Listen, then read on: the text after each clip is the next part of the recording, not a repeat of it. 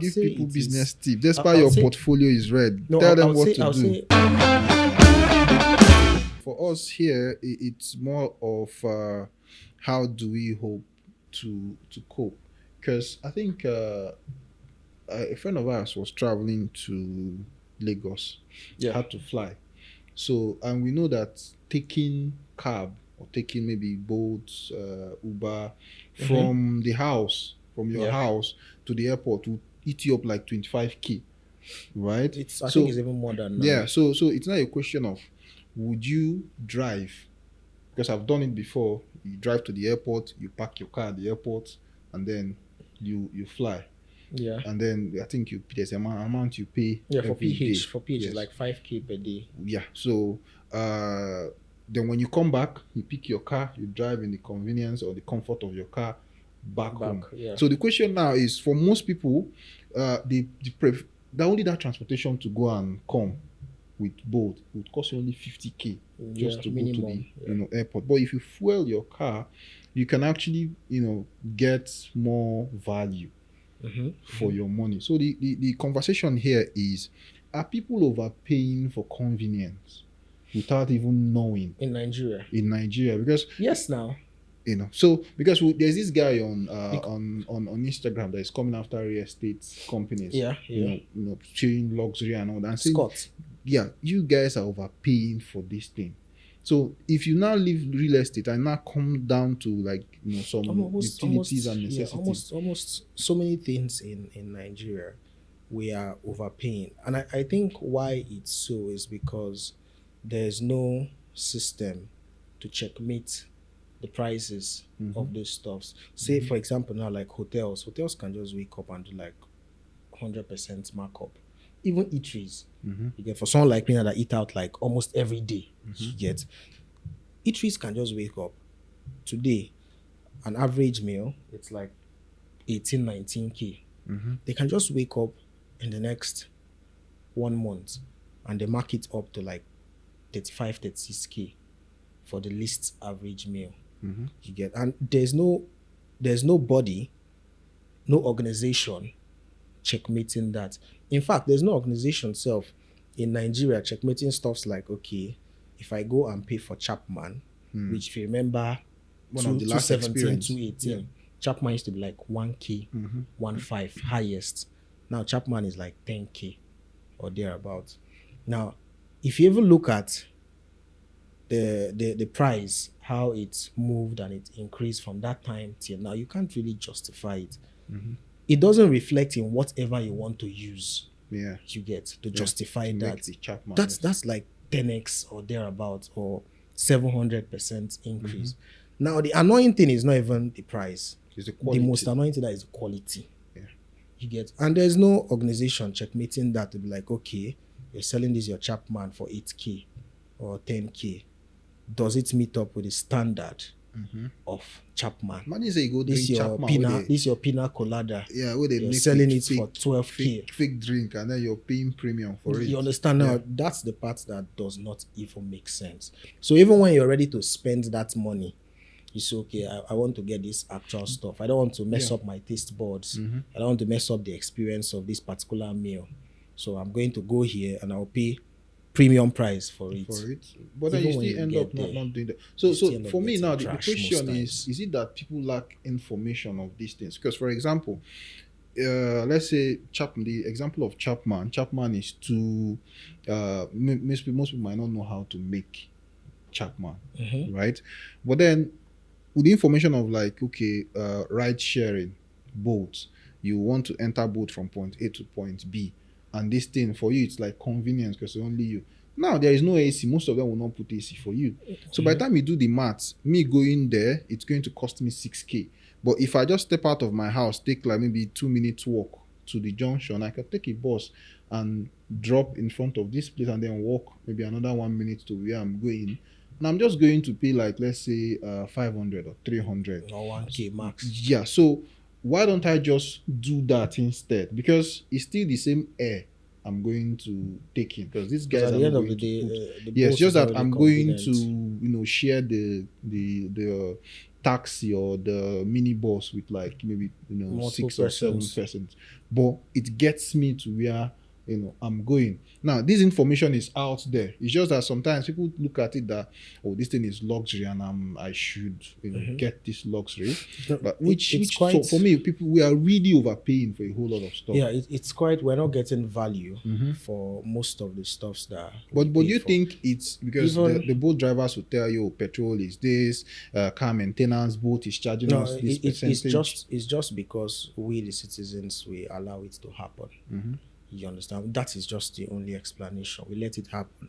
You go to a hotel where they are charging you a pricey amount to pay, and you pay, and you find out that in the room the AC doesn't work properly. It's not working. You understand? You go to the cinema. I was at the cinema recently, and I was just so pissed off. Genesis Cinema. I was in the cinema, and the lady was like, the AC in the cinema is working, but not so well. Okay. But it's working, but it's not as chilled as it used to. I was like, supposed to be. Okay, no problem. Now, she said you can check it out. I checked. It was working moderately. Yet, paid, got a ticket, went to see the movie. Suddenly, barely 5 minutes, no AC. Why are they still operational? No, that's not. Now, my own issue now was more persons. They were still selling tickets to more persons, and you know how that cinema can be. Yeah. If there is no air coming in, you feel hot. Hot. The place is dark. And for some persons, they might start feeling claustrophobic. You get. Now, in my head, I was like, you guys would know obviously that this AC has totally stopped working. And the more persons that come inside, the more suffocating it gets. Yes, because there'll be less air. You get, and it will start getting even hotter. More persons will stick on. Mind you, this movie was just barely 20 minutes in. For a movie that would take almost 2 hours. Now in my head, I was like, this country, like things are this bad. Like even the people self still buying the tickets. They are, instead of them to be like, no, you guys should stop this, I'm not going to pay. They are still paying. They are still accepting that. Now, what that does is, if they were supposed to fix that AC the following day, because they are still selling, sales were not affected, everything is still going on well, they might just choose to like relax or not be so hasty to get the whole thing fixed up. You get. So, why I'm saying this now is the people were supposed to be like, no, we can't do this. I'm paying you, movie ticket is about 10K or thereabouts. I'm paying you 10K for this stuff and I'm not getting value. I can't pay that amount.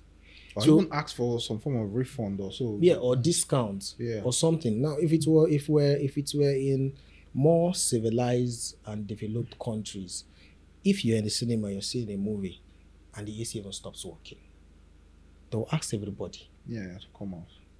Because someone can easily collapse. Yeah, because of emergency reasons too. Yeah. Anything can happen. They will even ask everybody, don't worry, we would either refund or pick any other day. Yeah, give you a free movie. They will ask them, please, you guys should stop. And I think Genesis has 2 cinemas now. I said that day, I'm sure almost all in that particular building wasn't working because I checked 2 of the different screen this, screen that you get, and it was like the same thing.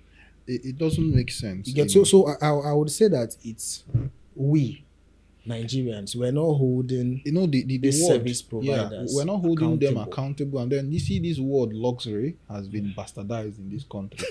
So even when something very basic or something that is the service is really poor, by the time they brand it as it's luxury, and we see as a society we kind of measure wealth in certain ways. For example, if I come to your house, and I use a cab to come to your house, as opposed to maybe driving, you'll see me slightly different.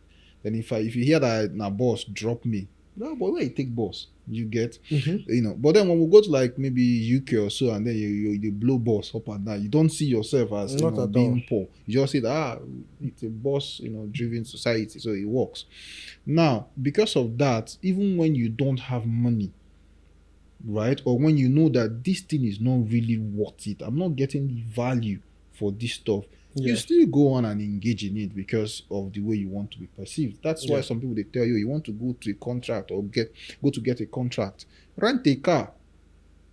You get, because they need to be perceived in a certain way. You need to perceive that, oh, okay, this person has to trust you or has to feel that you have money. So for me, we are really overpaying in so many things in this part of the world. But what do I even know? So But I think this is something that if we were to talk about solution, I feel it needs to start from the schools. Schools? It needs to start from like nursery, primary, secondary. They need to teach. They need to teach us. I think it's an individual thing. For value. Yeah, I think it's an individual thing for you to start teaching your kids what's valuable and how to demand for value. So for me, it's a personal thing, But before we round up, I think let's just do have a business tip for people. Well, since we are bashing them for spending unnecessary money in quote and unquote luxury. Well, if you ask me, I would say a business tip. Not really, but give people business tip. Give people business tip. Despite your portfolio is red, no, tell them what to I'll do. say currently now we live in a world where almost everyone has a smartphone. Yeah. And almost everyone has access to internet. You're So I would say in the world, we begin to sound like those guys that tell you bring two people to get two people together, because that's what they tell you. Use your smartphone to do this. Sign up for this bot. Yeah. So the tip I'll give to people today is this: the fact that we have almost everybody now has a smartphone. Almost everybody has internet. It is very important to leverage on internet and do one of the following things I would mention. Either affiliate marketing, bring two people not be that type, not be that bring two people. Referrals. Referrals is you share. Obviously, people buy stuffs online. You can easily share, and people can ask you, where did you get this stuff from? You can easily share your referral link so that you can purchase. You can make passive income from there. The point is, with the access to smartphone and internet, everyone should be able to find the way to make passive income, either via affiliates or via learning forex or via investing in stocks or via investing in crypto or whatever you get. But I think everyone, or even starting like being a content creator.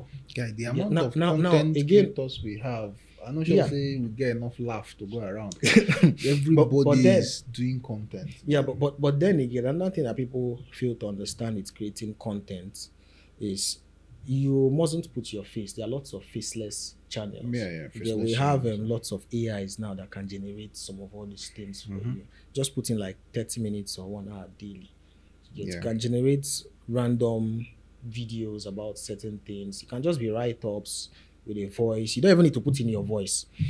So people need to leverage on smartphones and internet. And if it was before, they'll say you need a laptop. These days, you don't need a laptop for these things. Just your iPhone you're carrying is even more powerful than some laptops. You can do these stuffs. Or you can, even if your iPhone cannot do it, even an Infinix can still do it. Because for most times, we have websites, you get that they render all these things there. So it does not even need computational power from your phone. Everything is done on the website. What you just need is data. So people just need to leverage on smartphones and internet to make like more passive income. I feel that's just my own tip.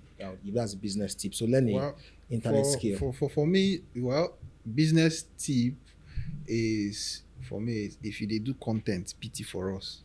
Some of us are having PTSD from stuff that we've watched as, but the funny thing is I've really seen like creative content that's not geared towards trying to make people laugh. Because the problem I have sometimes like, you're trying too hard to make people laugh, right? That's one.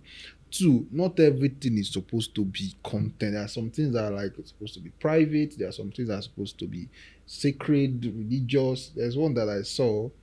It's a Muslim settings, but they sing Christian song. They call Jehovah Allah, and like Jehovah Allah. Like I wish I share that clip with you. the guy where Muslim stuff they play keyboard. Like, it was a full musical set. They are singing Christian songs. You know, they are playing band instrument. But I'm like, which one? What do you go call this one now? This is not obviously not a Christian song. Which one is Jehovah Allah that you're using for or for content? It's content, but would I call it religious misappropriation? What would I call it? But mine is, for the business tip, is whatever you want to do, right? Yeah.